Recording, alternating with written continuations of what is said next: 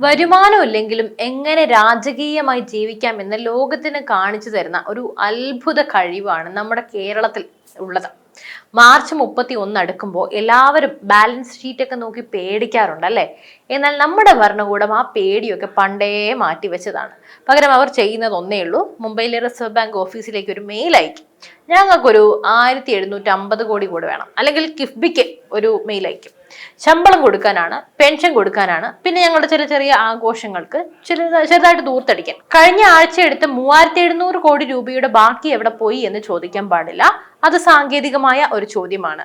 ഇന്ന് നമ്മൾ ചർച്ച ചെയ്യുന്നത് കേരളത്തിന്റെ സാമ്പത്തിക തകർച്ചയെക്കുറിച്ചല്ല, മറിച്ച് ആ തകർച്ച എത്ര മനോഹരമായിട്ടാണ് സർക്കാർ ഒരു വിജയഗാഥയായി ആഘോഷിക്കുന്നത് എന്ന അത്ഭുതത്തെ കുറിച്ചാണ് ഞാൻ സംസാരിക്കുന്നത്.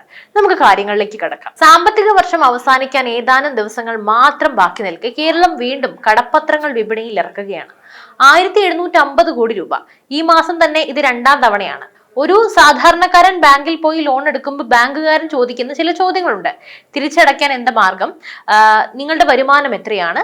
എന്നാൽ കേരളത്തിന്റെ കാര്യത്തിൽ ഈ ചോദ്യങ്ങൾക്കൊന്നും യാതൊരു പ്രസക്തിയുമില്ല. കാരണം നമ്മൾ കടം വാങ്ങുന്നത് വികസനത്തിന് വേണ്ടിയല്ല, മറിച്ച് നിലവിലുള്ള കടത്തിന്റെ പലിശ അടയ്ക്കാനും സർക്കാർ സംവിധാനങ്ങളൊന്ന് അനങ്ങാനും ഒക്കെ വേണ്ടിയാണ്. ഇതിനെയാണ് സാമ്പത്തിക ശാസ്ത്രത്തിൽ റവന്യൂ ഡെഫിസിറ്റ് എന്ന് പറയുന്നത്. ലളിതമായി പറഞ്ഞാൽ കഞ്ഞി കുടിക്കാൻ പോലും വകയില്ലാതെ വരുമ്പോ സ്വർണം പണയം വെക്കുന്ന അവസ്ഥ എന്നൊക്കെ പറയില്ലേ, അല്ലെങ്കിൽ കുടുംബത്തിന്റെ ആധാരം പണയം വെക്കുന്ന അവസ്ഥ എന്ന് പറയില്ലേ, അത്. പക്ഷെ ഇവിടെ പണയം വെക്കുന്നത് നമ്മുടെ വരും തലമുറയുടെ ഭാവി കൂടിയാണ്. കേരളത്തിലെ ധനമന്ത്രി കെ എൻ ബാലഗോപാൽ കഴിഞ്ഞ കുറച്ചു കാലമായിട്ട് ഒരു വലിയ യുദ്ധത്തിലാണ്. ആർക്കെതിരെ? കേന്ദ്ര സർക്കാരിനെതിരെ. കേന്ദ്രം കേരളത്തെ ശ്വാസം മുട്ടിക്കുന്നു, പണം തരുന്നില്ല, കടമെടുപ്പ് പരിധി വെട്ടിക്കുറച്ചു. ഇതൊക്കെയാണ് ഇവിടുത്തെ ഭരണകൂടത്തിന്റെ സ്ഥിരം പല്ലവി. സത്യത്തിൽ എന്താണ് സംഭവിച്ചത്? ഇന്ത്യയിലെ എല്ലാ സംസ്ഥാനങ്ങൾക്കും ബാധകമായ ചില നിയമങ്ങളുണ്ട്. കിഫ്ബിയും പെൻഷൻ കമ്പനിയും വഴി സർക്കാർ എടുത്ത വായ്പകൾ സംസ്ഥാനത്തിന്റെ പൊതുകടത്തിന്റെ പരിധിയിൽ വരുമെന്ന് കേന്ദ്രം പറഞ്ഞു. ഇതൊരു വലിയ ചതിയാണെന്നാണ് കേരളം പറയുന്നത്. പക്ഷെ സാമാന്യ ബുദ്ധിക്ക് നിരക്കുന്ന ഒരു കാര്യമുണ്ട്. സർക്കാർ ഗ്യാരണ്ടി നൽകുന്ന കടം സർക്കാരിൻ്റെതല്ലെങ്കിൽ പിന്നെ ആരുടേതാണ്? ഈ തരികിട വിദ്യകൾ കേന്ദ്രം പിടിച്ചപ്പോഴാണ് കേരളം ശരിക്കും വെട്ടിലായത്. സ്വന്തം കെടുകാര്യസ്ഥത മറയ്ക്കാൻ കേന്ദ്രത്തെ കുറ്റം പറയുന്ന ഈ ശൈലി ഒരുതരം സാമ്പത്തിക എസ്കേപ്പിസം അല്ലെങ്കിൽ ഉഡായിപ്പാണ്. കേരളത്തിന്റെ വികസനത്തിന്റെ എഞ്ചിൻ എന്ന് വിശേഷിപ്പിക്കപ്പെട്ട ഒന്നാണ് കിഫ്ബി. ആയിരക്കണക്കിന് കോടി രൂപയുടെ പദ്ധതികൾ പ്രഖ്യാപിച്ചു. പക്ഷെ ഈ പണമൊക്കെ എവിടെ നിന്ന് വരുന്നു എന്ന് ആലോചിച്ചിട്ടുണ്ടോ? കടം വാങ്ങുകയാണ്. കടം വാങ്ങി വികസനം നടത്തുന്നതിൽ തെറ്റില്ല. പക്ഷേ ആ വികസനം കൊണ്ട് നാടിന് വരുമാനം ഉണ്ടാകണ്ടേ? റോഡും പാലവും പണിയുന്നത് അത്യാവശ്യമാണ്. പക്ഷെ ആ റോഡിലൂടെ ഓടാൻ ഇവിടെ വ്യവസായങ്ങളുണ്ടോ? ഉൽപാദന മേഖല തകർന്നു കിടക്കുന്നു, കൃഷി നശിച്ചു. എന്നിട്ടും നമ്മൾ കോടികൾ വീണ്ടും വീണ്ടും കടമെടുത്ത് അടിസ്ഥാന സൗകര്യങ്ങൾ വർദ്ധിപ്പിക്കുന്നു എന്നൊക്കെ പറയുന്നു. ഇതെങ്ങനെയുണ്ടെന്നോ? വീട്ടിൽ അടുപ്പ് പുകയാൻ വഴിയില്ലെങ്കിലും മുറ്റത്ത് ഇന്റർലോക്ക് ഇടുന്നത് പോലെയാണ്. സംസ്ഥാനം സാമ്പത്തിക പ്രതിസന്ധിയിലാകുമ്പോൾ സാധാരണ ഏതൊരു സർക്കാരും എന്ത് ചെയ്യും? ചെലവെങ്കിലും കുറയ്ക്കും, അനാവശ്യ തസ്തികകൾ റദ്ദാക്കും. എന്നാൽ കേരളത്തിൽ കഥ മറിച്ചാണ്. 1 ഡസനിലധികം ഉപദേശിമാരുണ്ട്. ഇവർക്കൊക്കെ നൽകുന്ന ശമ്പളം പാവപ്പെട്ട പെൻഷൻകാരുടെ കണ്ണീരാണ്. അതുപോലെ ലോക കേരള സഭയും യാത്രകളും. ഖജനാവിൽ എലിയോടുമ്പോഴും വിദേശ യാത്രകൾക്ക് ഒരു കുറവുമില്ല. ലണ്ടനിലെ കാലാവസ്ഥയെക്കുറിച്ചും അമേരിക്കയിലെ ആരോഗ്യ മോഡലിനെ കുറിച്ചൊക്കെ പഠിക്കാൻ നമ്മുടെ മന്ത്രിമാർ ക്യൂ നിൽക്കുന്നു. എങ്ങനെയെങ്കിലും അമേരിക്കയൊക്കെ പോയി ഒന്ന് കണ്ടുവരണം, അത്ര തന്നെ. കോടികൾ ചെലവാക്കി സർക്കാർ നടത്തിയ ജനസമ്പർക്ക പരിപാടി നവകേരള സദസ്സ്. ജനങ്ങളുടെ പരാതികൾ കേൾക്കാൻ ഇത്രയും ആഡംബരം വേണമായിരുന്നോ? ട്രഷറിയിൽ ബില്ലുകൾ മാറാൻ പണമില്ലാത്തപ്പോഴാണ് ഈ മാമാങ്കം നടന്നത് എന്ന് നമ്മൾ ഓർക്കണം. GST വന്നാൽ കേരളം രക്ഷപ്പെടുമെന്നായിരുന്നു വാദം. കേരളം ഒരു കൺസ്യൂമർ സ്റ്റേറ്റ് ആയതുകൊണ്ട് നികുതി ഒഴുകുമെന്ന് കരുതി. പക്ഷെ സംഭവിച്ചത് നേരെ തിരിച്ചാണ്. വാണിജ്യ നികുതി വകുപ്പിലെ ഉദ്യോഗസ്ഥർ എന്ത് ചെയ്യുന്നു എന്ന് ചോദിച്ചാൽ സർക്കാരിന് കൃത്യമായ മറുപടികളൊന്നുമില്ല. സ്വർണ്ണക്കടകളിലും ബാറുകളിലും നടക്കേണ്ട കൃത്യമായ പരിശോധനകൾ പലപ്പോഴും രാഷ്ട്രീയ സ്വാധീനം മൂലം നടക്കാറില്ല. സാധാരണക്കാരൻ 1 ലിറ്റർ പെട്രോൾ അടിക്കുമ്പോൾ നൽകുന്ന സെസ്സും മദ്യം വാങ്ങുമ്പോൾ നൽകുന്ന അധിക നികുതിയൊക്കെയാണ് ഈ സർക്കാരിനെ താങ്ങി നിർത്തുന്നത്. അതായത് ജനങ്ങളെ കൂടുതൽ ദുരിതത്തിലാക്കി ആ പണം കൊണ്ട് ഭരണം നടത്തുന്ന ഒരു വിചിത്ര രീതി എന്ന് തന്നെ പറയാം. സർക്കാർ പണികൾ ചെയ്യുന്ന കരാറുകാർ ഇന്ന് വലിയ പ്രതിസന്ധിയിലാണ്. ആയിരക്കണക്കിന് കോടി രൂപയുടെ ബില്ലുകളാണ് ട്രഷറികളിൽ ഇങ്ങനെ കെട്ടിക്കിടക്കുന്നത്. പണി കഴിഞ്ഞിട്ട് മാസങ്ങളായിട്ടും പണം കിട്ടാത്തതിനാൽ പലരും ആത്മഹത്യയുടെ വക്കിലുമാണ്. മറുഭാഗത്ത് ക്ഷേമ പെൻഷൻ വിതരണം അനിശ്ചിതത്വത്തിലാണ്. 1600 കോടി രൂപ മരുന്ന് വാങ്ങുന്ന ലക്ഷക്കണക്കിന് വൃദ്ധർ ഈ നാട്ടിലുണ്ട്. അവരുടെ ശാപം വാങ്ങിയാണ് ഈ സർക്കാർ ആഡംബര കാറുകൾ വാങ്ങുന്നത്. ഞങ്ങൾ പാവപ്പെട്ടവരുടെ കൂടെയാണെന്ന് പറയുമ്പോഴും ആ പാവപ്പെട്ടവന്റെ അവകാശങ്ങൾ നൽകാൻ സർക്കാരിന് കഴിയുന്നില്ല. ഇതൊന്നും ഒരു വിരോധാഭാസം അല്ലെങ്കിൽ പിന്നെ എന്താണ്?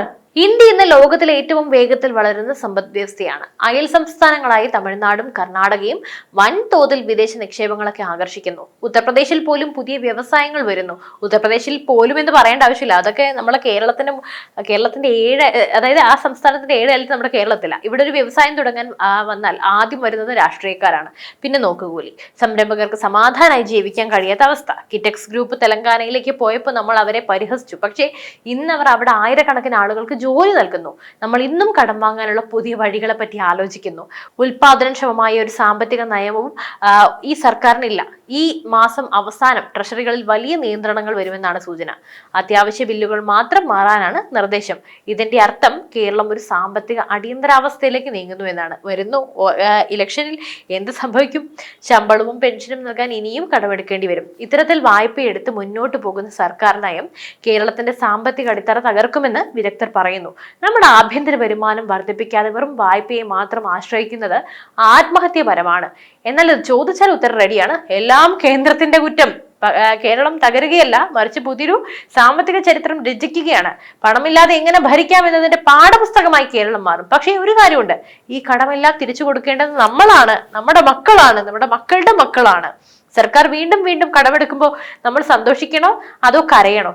നികുതി വർദ്ധിപ്പിക്കുമ്പോൾ നമ്മൾ ചിരിക്കണോ അതോ പ്രതിഷേധിക്കണോ? ഇതാണ് ഇന്നത്തെ കേരളം. അപ്പോൾ ഞാൻ പറഞ്ഞു തീർന്നിട്ടില്ല. ഇനിയിപ്പോ നമുക്ക് ഇലക്ഷനിലേക്ക് കടക്കാം. ഈ ഇലക്ഷന്റെ സമയത്ത് LDF സർക്കാർ എന്തോരം പോസ്റ്ററുകളാണ് വഴിനീളെ ഒട്ടിക്കുന്നത്. നിങ്ങൾ കണ്ടിരുന്നോ? LDF എന്താണ് ആ ഒരു ചൊല്ലുണ്ടല്ലോ, പുതിയൊരു സ്ലോഗൻ ഉണ്ടല്ലോ, മറ്റാരുണ്ട് LDF അല്ലാതെ? ആ ചോദ്യം അന്വർത്ഥമാണ്. കടമെടുക്കാൻ, നമ്മളെ മുടിപ്പിക്കാൻ മറ്റാരുണ്ട് LDF അല്ലാതെ? വഴിനീളെ ഈ PR പരസ്യങ്ങൾ ചെയ്യാനായി, അതായത് തിയേറ്ററുകളിലും TV തുറന്നാൽ, റേഡിയോ വെച്ചാൽ, തിയേറ്ററുകളിൽ പോയാൽ, റോഡിലേക്ക് ഇറങ്ങിയാൽ, എവിടെ ചെന്നാലും ഈ ഒരു പോസ്റ്ററുകളാണ്. പിണറായി വിജയൻ ചിരിച്ചു നിൽക്കുന്നു, മറ്റാരുണ്ട് LDF അല്ലാതെ എന്ന് എഴുതിയും വെച്ചിരിക്കുന്നു വലിയ അക്ഷരത്തിൽ, വലിയ വലിയ പോസ്റ്ററുകളായി. ഈ ബാനറുകളും പരസ്യങ്ങളും എല്ലാം നൽകാൻ അതിനെല്ലാം പണമുണ്ട്. അത് നമ്മുടെ പണമാണ്. അതിനുവേണ്ടിയും കിഫ്ബിയിൽ നിന്നും കടമെടുക്കുക ാണോ ഇവർ?